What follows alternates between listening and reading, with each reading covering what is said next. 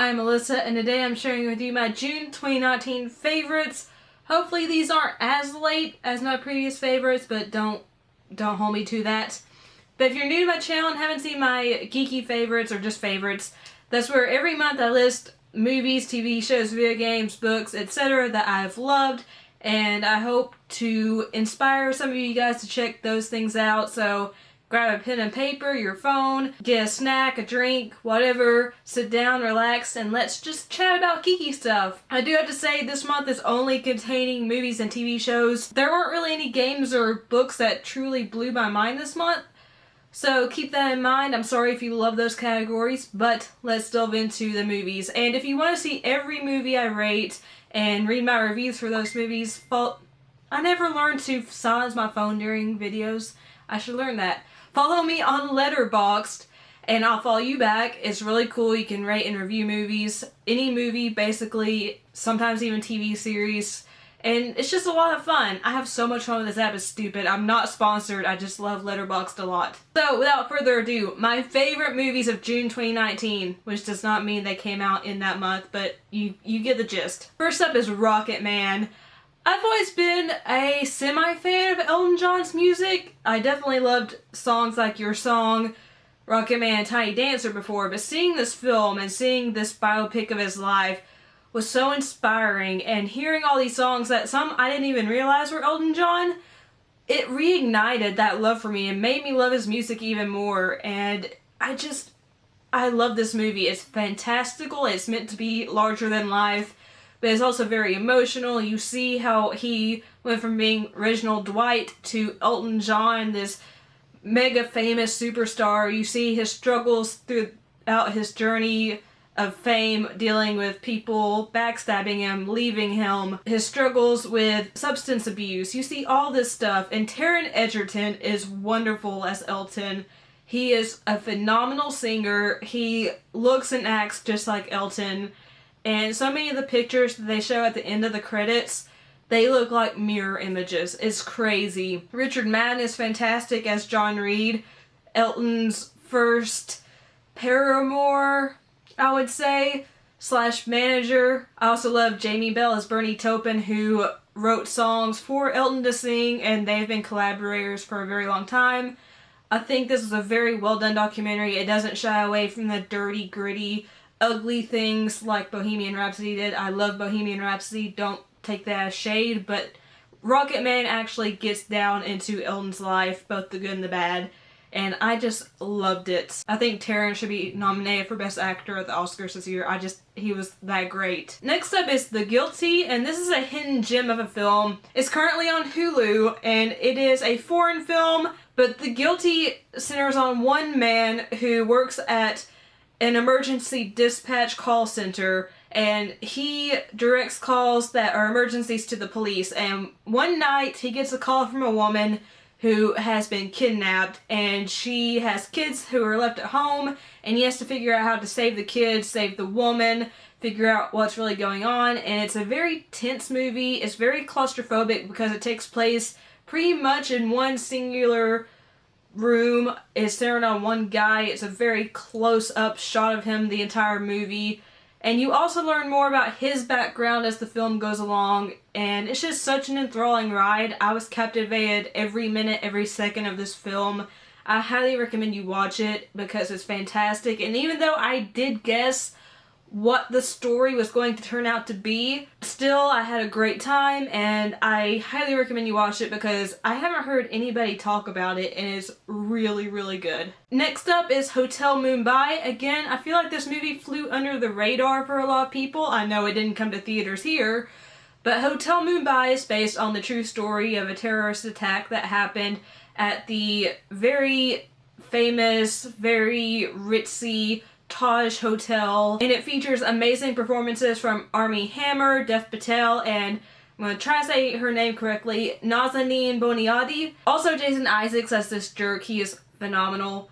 But it's such a tense movie. Every second had me on the edge of my seat. I did not know anything about this beforehand, and I had no idea what was going to happen. It felt like watching a disaster movie, but I knew this was based on real events. It was very fascinating, very well done. The cinematography was fantastic. It is very gory, it's very realistic looking, which can be upsetting for some people. I definitely teared up while watching it, but it was such a powerhouse of a film. Next up is Toy Story 4, which I'm pretty sure most everyone in the country has seen by now, judging by how many people are lined up outside on opening day to see this, which made me not go see it on opening day. But Toy Story 4 is just a continuation of the Toy Story franchise. Again, you're following Woody, Buzz, you get to see Bo Peep again, Jessie, etc. as they adjust to life with a new kid, Bonnie, and she makes a new toy named Forky, who is a spork with googly eyes and pipe cleaner arms and popsicle stick legs. And it's just so funny to see Forky keep trying to jump in the trash can, which is kind of like me in real life, saying I'm trash and I just want to go back to where I feel comfortable. That got awkward. Anyway, getting back to the actual movie and not the sad stuff, it's just about finding yourself, finding your tribe, sticking up for your friends, and doing what's best for those you love. I loved the new characters in this movie. Duke Kaboom, oh my gosh, Keanu Reeves, I love it, okay? I already loved Duke Kaboom before I saw Duke Kaboom in Toy Story 4 because it's freaking Keanu freaking Reeves, but he's so funny as this Evel Knievel kind of character. My battery's flashing at me, so I'm gonna have to cut this short. I am back, my battery's fully charged, but now it's raining, so if you can hear that, I'm so sorry. And I forgot where I totally left off. I know I was talking about Duke Kaboom and Keanu Reeves in Toy Story 4, so let's get back on that track. I really love Duke Kaboom. I love his "Yes, I Canada" phrasing. And I loved all the new characters. Like I said before, I think Gabby, played by Christina Hendricks, Forky, voiced by Tony Hale, they all mix well together with the older toys, and it's just such a heartwarming, emotional ride, which is what you expect from Pixar. It's a winner. Definitely watch it if you haven't, because it's excellent. And the last movie I want to talk about for June is the Child's Play 2019 reboot. I know a lot of people hate this movie, and I can see why, because, you know, the Child's Play movies are cult classic horror films. Chucky is an iconic horror figure. But if you go into this movie with fresh eyes, don't view it as one of the older Child's Play movies. This is its own entity. It's a really fun slasher movie. I loved Mark Hamill voicing Chucky, who is no longer a good guy doll. He is a buddy doll. And he did such a great job of portraying both innocence and malice in this doll that is controlled by artificial intelligence. I thought Gabriel Bateman was really good as Andy in this film. I loved Aubrey Plaza as his mother. The kills in this movie are gory and over the top, but they're so much fun. I know that's really dark of me to say, but they are. If you're a slasher fan, you say the same things. The doll does look a little weird when you're first starting watching the film, but as it goes along, you get used to Chucky's appearance. And I like this movie. It was fun. It does set itself up for a sequel. I hope there is one, but I don't know if there will be. But as a standalone slasher film, this is good. Just don't compare it to the other Chucky movies, because in this movie, Chucky is not possessed by a serial killer. He is an AI-controlled doll that goes haywire. And it's not voiced by Brad Dourif. Chucky is voiced by Mark Hamill. And there are obvious changes, but it makes it a good, fun ride about family and friendship and what happens when friendship goes a little too far. And about how AI could potentially ruin the whole planet. It was a fun movie. Now onto the plethora of TV shows I enjoyed in June. First up is Good Omens. This is adapted from Neil Gaiman and Terry Pratchett's book of the same name, but I actually like this better than the book. It stars Michael Sheen as Aziraphale and my favorite doctor ever, David Tennant, as Crowley. They are an angel and a demon who are set on stopping the apocalypse from happening because they actually really like living on Earth. Aziraphale runs a bookshop. Crowley just likes to go around and drive his, in the book it was a Bentley, I can't remember if it is in the show, listening to Queen music, just being Crowley. And they want Earth to survive, but all the other angels and demons and the Four Horsemen are definitely excited for the apocalypse to see who will win, heaven or hell. And Crowley and Aziraphale have to find the Antichrist, who is a young boy named Adam, and try to make him good and try to prevent the apocalypse from happening. This is a very funny series. I love the relationship between Crowley and Aziraphale. The special effects are wonderful. There are so many talented actors in this besides Sheenan Tennant. There are Mireille Enos as War, Yusuf Gatewood as one of the other four horsemen. I forget which one he is. I think he is Famine. Yes, he's Famine. John Hamm is Gabriel the Archangel. Frances McDormand is the voice of God, etc., etc., etc. Now, this show has gotten a little bit of controversy due to its, I would say, somewhat blasphemous nature. So if you're super religious, you might not want to watch this because it does kind of poke fun at religion.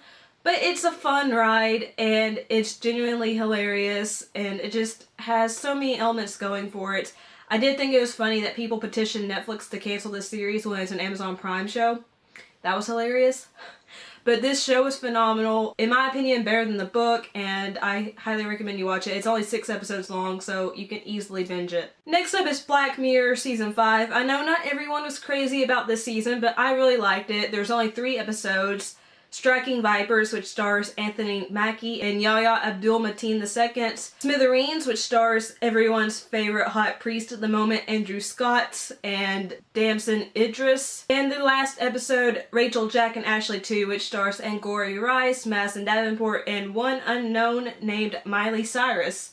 A lot of people hated that last episode, but I thought it was probably my favorite.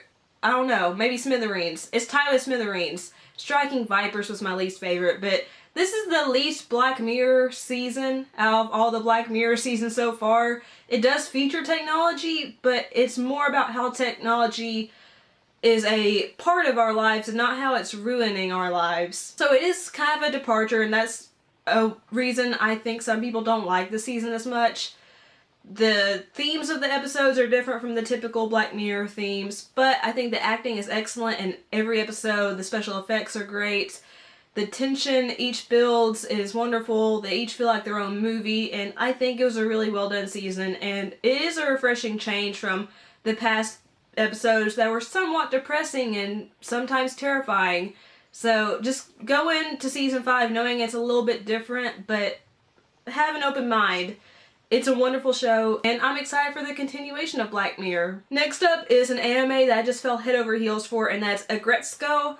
I freaking love this anime. It's about a red panda named Retsuko who is an office worker, and during the day she's very sweet, she does what she's told, she's looking for love, but at night she has all this internal rage balled up, so she goes to a karaoke club and sings death metal. And that's the premise of this whole show. It's about her trying to find her soulmate, getting her anger out at the karaoke club, and then doing her job as an accountant during the day. And I know that sounds very dry, but it's so funny and cute.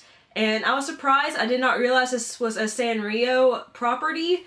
And it's definitely not for children. They do say some curse words in this show, but it's so well done. I love the fact that each episode's about 15 minutes long, so it's super easy to binge both seasons and the Christmas special. And it's just so wonderful, and I really hope there's more Agretsuko because I freaking love that little red panda now. Next up is a show that at first I didn't really like, but I gave it a second chance, and I really love it now, and that is Fleabag. Fleabag was created by, written, and stars Phoebe Waller-Bridge as the titular character. It just shows how she interacts with her sister, her dad, his girlfriend / her godmother, and it shows how she deals with romantic entanglements. And it's a funny show. It's very British. It does tackle some topical topics.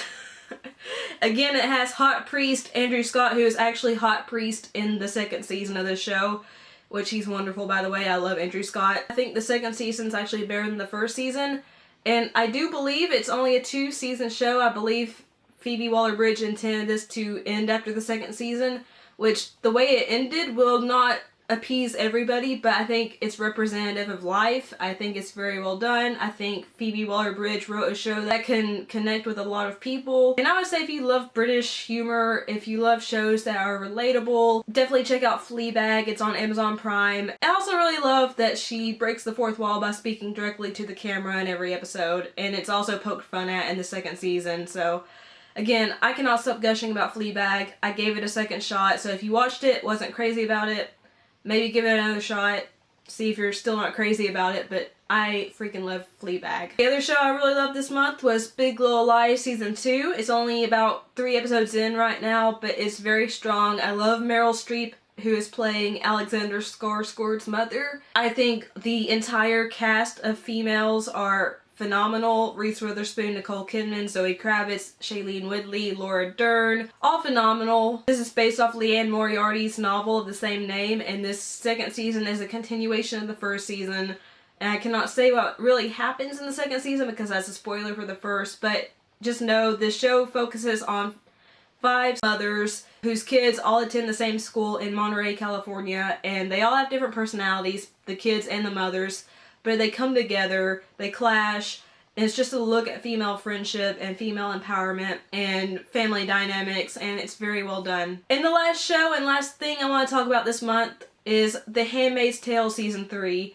The Handmaid's Tale is such a powerful show. It's very depressing and bleak, but it's actually really prescient, which is very worrying. Elizabeth Moss knocks it out of the park as Offred/June, and I just love everyone in this cast. Yvonne Strahovski, Alexis Bledel, stop, not you. My AI thought I was talking to her. Samira Wiley. There are so many phenomenal actors and actresses in this show. And if you don't know what the premise of The Handmaid's Tale is about, it's about a totalitarian society that has been set up in the US, and a lot of women are either Marthas, who are basically the caretakers of the household, they cook, they clean, etc., or they're handmaids. And if you're a handmaid, that means you pretty much have the worst job possible in this society, because you basically live just to once a month have relations with the man of the house to try to become pregnant and give a child to him and his wife.